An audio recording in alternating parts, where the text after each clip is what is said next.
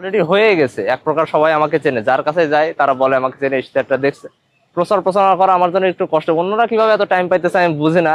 বেশি আসতেছে সিগারেটের কথা, আসলে ওনারা এখনো জানে না যে আমি স্মোক করি কিনা। তো ওটা ভালো হবে ওদের ফোনে আমি পিকচার দিয়ে ঢুকে স্টিকার অপশনে যে দেখাই দিচ্ছে যে এটা হলো একটা স্টিক। ঘুম থেকে উঠলেন, সুন্দর একটা সকাল, হল থেকে বের হয়ে দেখেন বাকশাল শিবির ছাত্রদল মারামারি লাগাইছে, রয়্যাল রাম্বল আড়ম্বর মানে জাঁকজমক ভাবে প্রচারণা আমি করতেছি। ওটা আমার সাথে যায় না। আমি দিন শেষে একজন ছাত্র, আমি আমার মতোই থাকবো, আমি আমার মেরুদণ্ড বিক্রি করে কিছু করব না।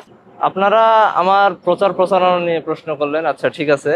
দেখেন, সবার আগে আমি একজন ছাত্র, আমি অবশ্যই আমার ক্লাস পরীক্ষা এগুলো সব ঠিক রেখে, পড়াশোনা ঠিক রেখে আমার নির্বাচনী প্রচারণা করব। আর আমার নির্বাচনী প্রচারণা এখানে অলরেডি হয়ে গেছে এক প্রকার, সবাই আমাকে চেনে, যার কাছে যায় তারা বলে আমাকে চেনে, ইশতেহারটা দেখছে। এখন আরো ভালোভাবে আমাকে প্রেজেন্ট করতে হবে এবং আমি চাই তারা আমাকে অবজার্ভ করুক, আমার ফেসবুকের পোস্ট দেখুক বা ফেসবুকে আমার যেগুলো ইন্টারভিউ আছে আমি সবগুলো দিয়ে রাখছি, সেগুলো খুঁজে খুঁজে বুঝুক যে আমি তাদের জন্য আসলে কি করতে চাই। আর গতকাল থেকে আমার ক্লাস শুরু হয়েছে, তো ক্লাস, অ্যাসাইনমেন্ট, টিউশন, গোসল, খাওয়া দাওয়া এগুলো সব রেখে প্রচারণা করা আমার জন্য একটু কষ্ট। অন্যরা কিভাবে এত টাইম পাইতেছে আমি বুঝি না, বাট আমার জন্য তো টাফ হয়ে যায় এগুলো। তাও আমি করতেছি নিজের কাছে, আর সবাইকে ডিস্টার্ব করছে। আমি বলে দিই যে আমি কিভাবে করতেছি আর কি কি করতেছি না। প্রথমত, আমি লাইব্রেরিতে বা রিডিং রুমে ঢুকে কাউকে ডিস্টার্ব করতেছি না, ওটা আমার মানে শিক্ষার মধ্যে পড়ে না। অনেকে হয়তো বা করতেছে, ওটা বিষয় না। তো আর দ্বিতীয়ত, যে লিফলেট আমি হুদায় কারো হাতে জোর করে ধরাই দিচ্ছে না, বা তাদেরকে তারা যদি কোনো আড্ডায় থাকে, নিজেদের আড্ডায় থাকে, যে ডিস্টার্ব করতেছে না। আমি লিফলেট তো বানাইনি, আমার কোনো সিএসএ তে কোনো বড় পোস্টার দেখবেন না, কোনো লিফলেট না। আমি আগেই বলছি আমি 1 টাকা খরচ করবো না, যা করবো ইন পার্সন নিজেকে তাদের কাছে নিয়ে যাব, তাদের বলবো যে আপনাদের কোনো কোশ্চেন আছে কিনা। কারণ অনেকে আমার ডেকে আসতেছে, বলতেছে ভাই আপনি এটা করছেন, এটা আরো কিভাবে করা যায়, এটা বিষয়ে আপনার মতামত কি। বা বেশি আসতেছে সিগারেটের কথা, আসলে ওনারা এখনো জানে না যে আমি স্মোক করি কিনা। তো ওটা ভালো হবে ওদের ফোনে আমি পিকচার দিয়ে ঢুকে স্টিকার অপশনে যে দেখাই দিচ্ছে যে এটা হলো একটা স্টিকার, তারপরে ওরা অ্যাসিওর্ড হইতেছে।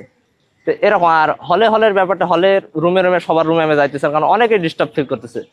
এই জন্য আমি শুধুমাত্র আমার পার্সোনাল যারা বন্ধু বা বড় ভাই তাদেরকে নক দিয়ে তাদের অ্যাপয়েন্টমেন্ট নিয়ে তারপরে তাদের আড্ডায় যেয়ে আমি নিজেকে জানাইতেছি, আর তাদের বলতেছি আমার অন্য জায়গায় রেফার করলে করতে পারে।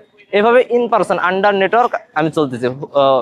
অত আড়ম্বর মানে জাঁকজমক ভাবে প্রচারণা আমি করতেছি, ওটা আমার সাথে যায় না।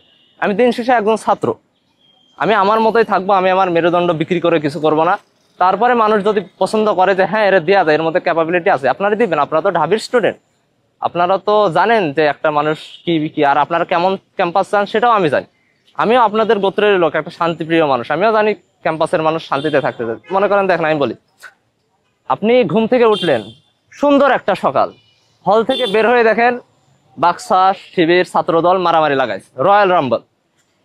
এটা তো কেউ চায় না, ক্যাম্পাসে বিশৃঙ্খলতা কেউ চায় না। ক্যাম্পাসে আমার মতো যারা আছে শান্তিতে থাকতে চায়, এরা কোনো রাজনৈতিক ক্যাসালের মধ্যে নেই। রাজনীতি আন্দোলন যা করবেন আপনারা সবাগে যে করেন, আমাদের কথা এটাই। তো এই একটা কারণই তো যথেষ্ট।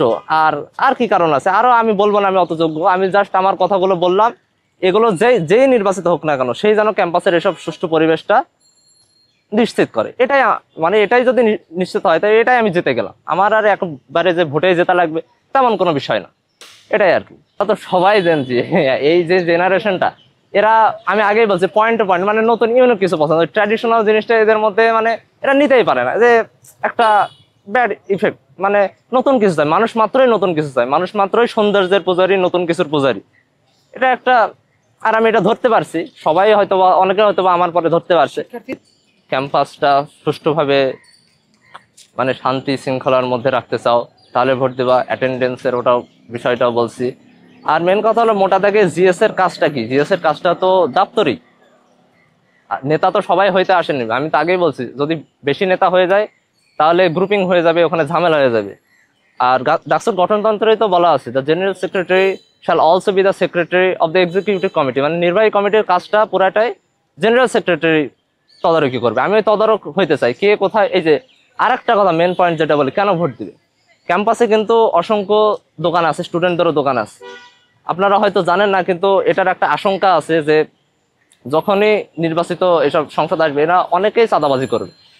তো ওই চাঁদাবাজিটা যেন কেউ না করতে পারে, ওটা প্রশাসন সহ আমরা অন্তত, আমি যদি নির্বাচিত আমি যেন তদারকি করতে পারি, এটাও আর একটা মানে পয়েন্ট। এটাই আর কি, সিম্পল বিষয়গুলো সবাই জানে, আমার ভোটাররাও জানে, ঢাবিতে যারা পড়ে তারা অনেক আগে থেকে জানে। এগুলো আমি আবার নতুন করে একটু বলতেছি আর কি।